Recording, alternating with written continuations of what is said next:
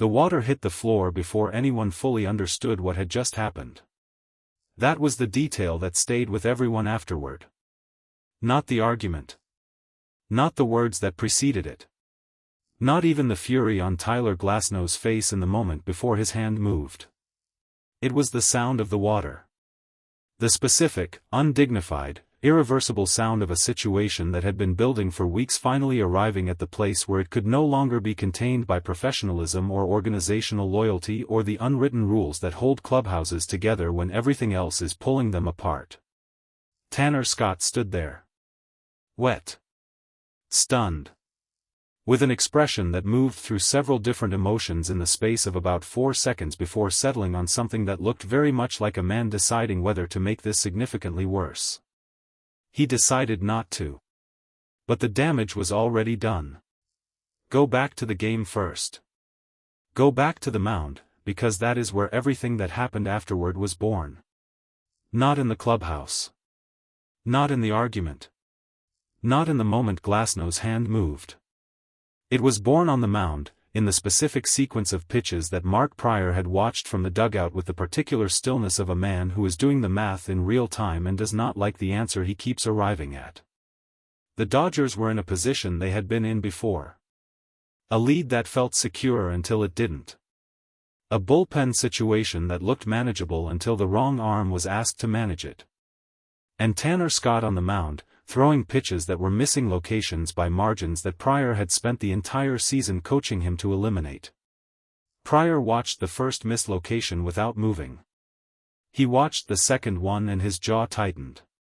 By the third one, he had already made a decision that Dave Roberts had not yet made, and the distance between those two decisions was where the night's real story lived. When the go-ahead run scored, Prior turned away from the field. Not in the dramatic way. In the quiet, contained way of a man who is directing his reaction somewhere private before it escapes somewhere public. He walked to the back of the dugout. He stood against the wall for a moment. And then he said something to the person standing nearest to him that traveled through that dugout faster than any of the pitches Scott had just thrown. This is the worst game ever. The press conference room felt different that night. These rooms have a temperature to them that experienced reporters learn to read before a single word is spoken. The way chairs are arranged. The way the team's communication staff moves around the edges of the space. The particular quality of silence before the principals enter. All of it communicates something about what kind of night this is going to be. This was going to be a difficult night. Prior entered first. That itself was unusual. Pitching coaches appear in press conferences when the story is specifically about pitching, when the organization has decided that the manager shouldn't absorb the full weight of a particular conversation alone, or when something has happened that requires a technical voice to contextualize what the media is going to ask about. Tonight it was all three. He sat down. He placed both hands on the table in front of him. He looked at the assembled reporters with the expression of a man who has rehearsed calm for the last 40 minutes and is not entirely certain the rehearsal was sufficient. The first question came immediately. What happened with Scott tonight? Prior nodded slowly.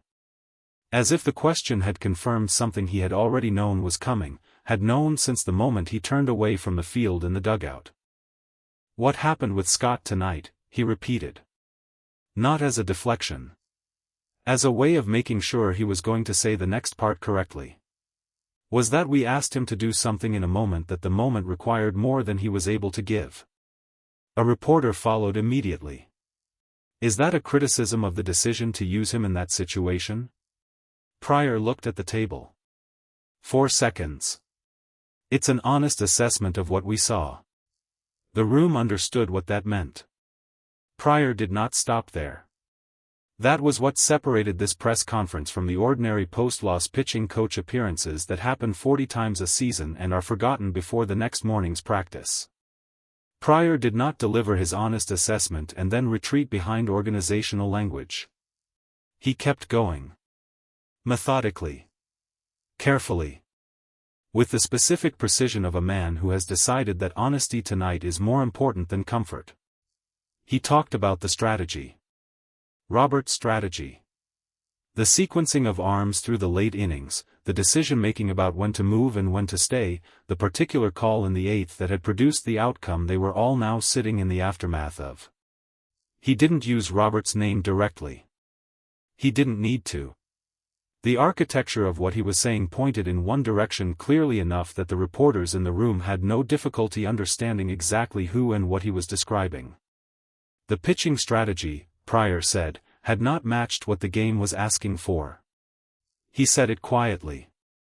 He said it without visible anger. He said it with the tone of a man stating something he considered factually true rather than personally satisfying to express. And then he said the part that nobody in that room expected him to say. Scott needs to be demoted. That's my position. I've made that position clear internally, and I don't think standing here and saying something different serves anyone tonight. The room went very still. Tanner Scott heard Pryor's words before he heard anything else that happened that night. Someone had a phone. Someone always has a phone. The words traveled the way words travel in that environment, instantly, completely, stripped of context but not of meaning. Scott's response was not silence.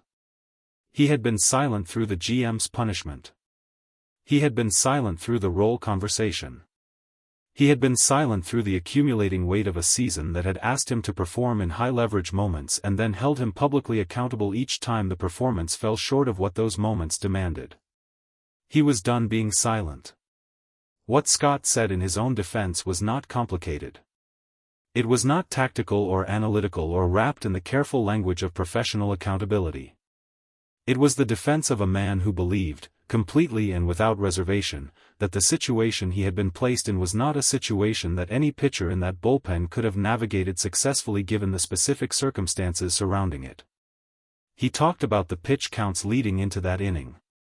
He talked about the preparation time. He talked about the sequencing of how he had been used in the days before, the accumulated fatigue that doesn't show up in velocity readings but lives in the quality of a pitcher's command when the margin for error is smallest. He did not mention Glasnow by name. He didn't need to. Because Tyler Glasnow was standing close enough to hear every word. What happened next lasted approximately 3 seconds. 3 seconds is not a long time. It is long enough for a hand to move. Long enough for a bottle to travel. Long enough for water to hit a floor and for a sound to fill a room and for something that was already broken to become officially, irreversibly, publicly broken. Glasnow did not say anything before it happened. That was the detail that people who were present kept returning to when they described the moment afterward. There was no escalation. There was no warning. There was no version of the ordinary progression of confrontation that gives the people nearby enough time to position themselves between two people moving toward conflict. One moment Scott was talking. The next moment Glasnow's hand had moved. The next moment water was on the floor and the room had the particular quality of silence that arrives after something happens that cannot be taken back. Someone stepped between them. Scott took one step forward and then stopped. Whether it was the person between them or his own decision or some combination of both, he stopped. He stood there for a moment that felt longer than it was. And then he turned and walked in a different direction without saying anything. Glasnow stood exactly where he was. His breathing was visible. His hands were still. And his expression was not the expression of a man who had done something impulsive and was now processing regret. It was the expression of a man who had done something intentional and was prepared to accept whatever came next. Dave Roberts learned about it the way he has learned about most of the difficult things that have happened in this clubhouse this season. Directly. Without filtration. From someone who had been present and understood that this was not information that could wait for a more convenient moment. He listened to the full account without interrupting.